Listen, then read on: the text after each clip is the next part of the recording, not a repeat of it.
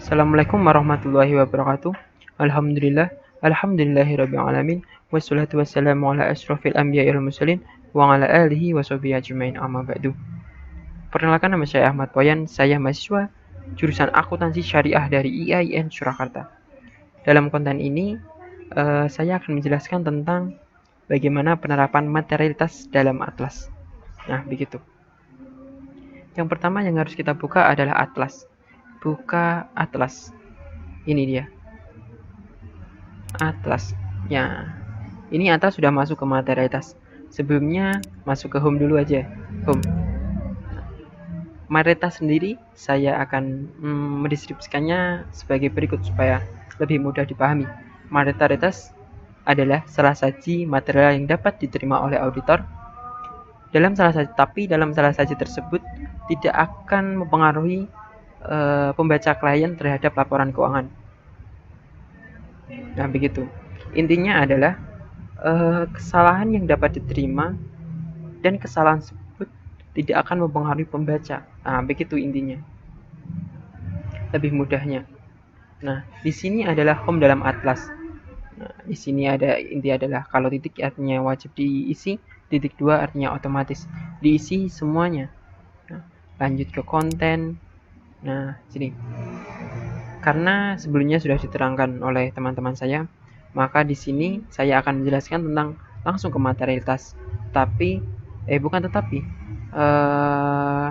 Langsung ke materialitas dan template tidak akan saya perjelas lagi. Nah, langsung ke materialitas. Nah, materialitas. Nah, di sini. Kenapa di sini kosong? Di sini kosong dikarenakan data 2018 belum diisi semuanya, sehingga semua di sini adalah kosong.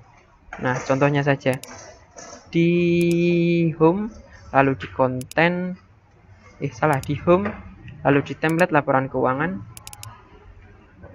ya, kita isi satu semuanya, satu. Lalu kita kopas dari sini ke bawah.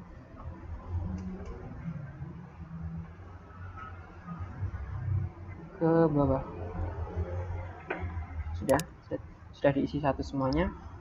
Lalu kita masuk ke materialitas. Ini hanya sekedar contoh ya, kenapa diisi satu. Nah, di sini akan muncul. Ini muncul apabila menggunakan MX Excel 2016 supaya penggunaan atlas itu semakin maksimal. Nah, seperti ini. Lalu, bagaimana penilaiannya untuk ini? Berapa besarnya materialitas untuk materialitas keseluruhan, materialitas pelaksanaan, dan ambang batas nilai yang tidak dikoreksi. Nah, penentuan ini didasarkan pada ini. SA 315 dan SA 320. Karena terlalu banyak apabila kita membaca ada 33 slide yang sangat sulit dipahami, maka lebih baik kita membaca yang ini saja ringkasannya. Nah, ringkasan ini dibuat oleh Mas Yoma, bukan saya yang membuat. Nah, begini, penentuan materialitas. Nah, sebelum materialitas ditentukan, kita harus tahu usaha kliennya itu seperti apa. Nah, usaha klien dibagi menjadi 3 hal. Ada earner base, activity base, dan capital base. Nah, dalam penilaian earner base ada penilaian EBIT atau EBITDA atau gross margin. Sedangkan di activity base ada revenue dan operating expense. Kalau capital base ada equity dan aset. Nah, begitu. Nah, lalu golongan perusahaan apa yang termasuk earning, activity, atau capital base? Nah, perusahaan-perusahaan yang termasuk dalam earning base ada perusahaan dagang, perusahaan manufaktur, perusahaan jasa, BPR, koperasi, dana pensiun. Dalam activity base ada NGO atau LSM, BLUD, universitas atau koperasi. Lalu ada juga capital base, ada NGO, LSM, BLUD atau universitas. Kenapa? Bukan kenapa sih? Ya bisa kenapa juga. Kenapa universitas masuk dalam 2 hal, yaitu aktivitas atau kapital? Karena alasannya itu sepele.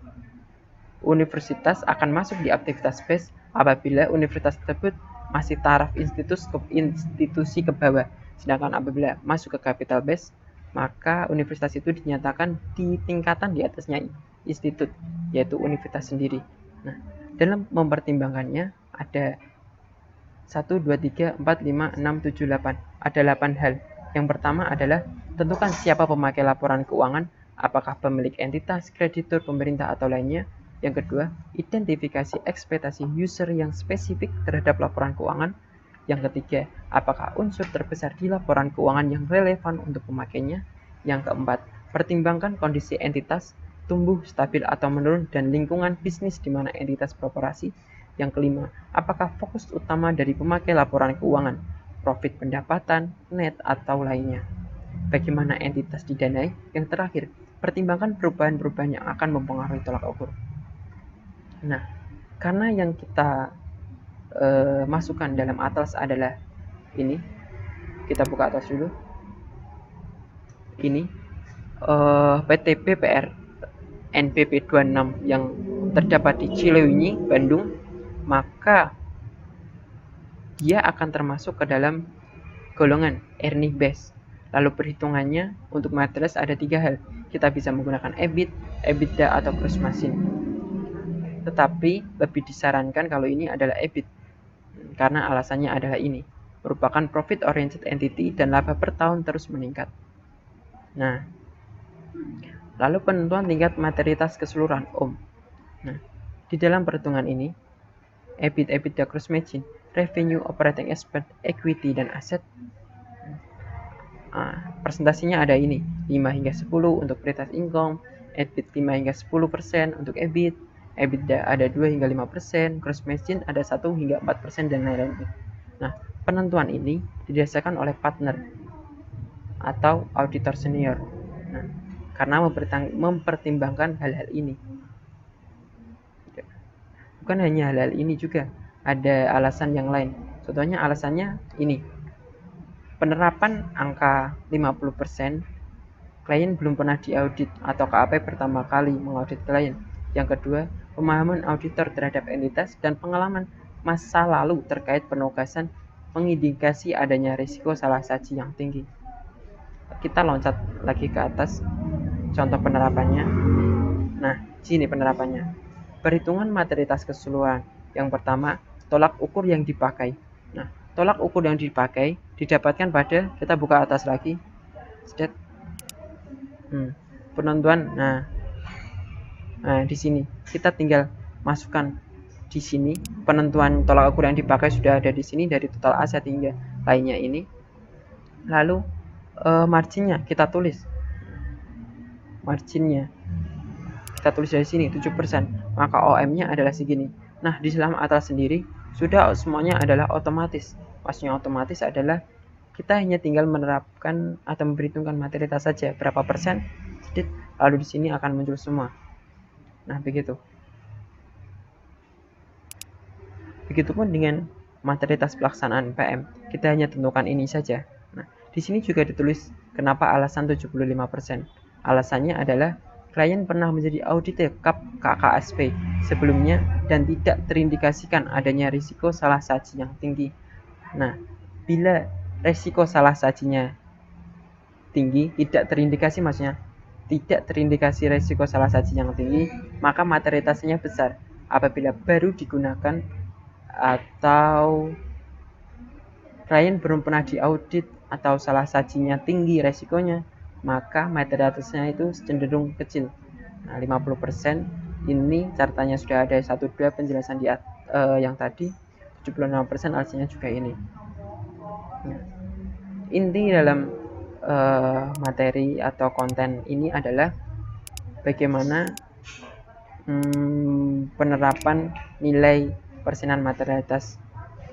Hanya penilaian materialitas intinya hanya kita itu melihat ini di earning base, activities base, atau capital base. Nah, dilihat isinya termasuk golongan apa, lalu kita lihat ranknya. Saya ulangi, yang pertama tentukan perusahaannya termasuk apa. Yang kedua, ini penilaiannya ada EBIT, EBITDA, dan lain-lain. Ini pilih salah satu yang menurut kalian itu baik. Yang kedua, kita lihat ranknya atau persenannya.